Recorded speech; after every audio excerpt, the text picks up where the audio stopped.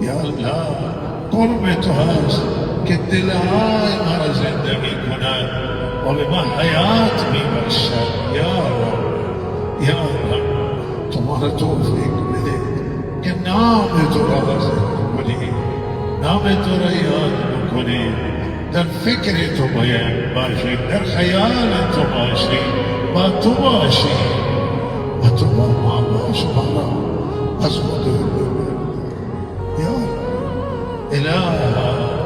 همه این دلها را زندگی فرما، همه مردم های الله در ما را و مردم هدایت بده، هدایت برای همه مردم ایران.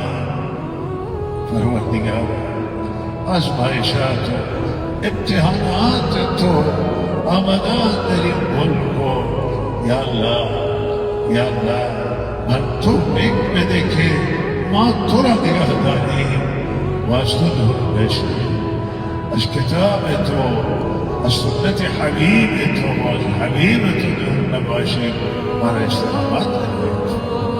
یا الله همه مردم ایران هدایت، یا الله همه محتاج هدایت، همه ما محتاج هدایتی، محتاج توجه تویی، نظر لطف تو را میخواهیم.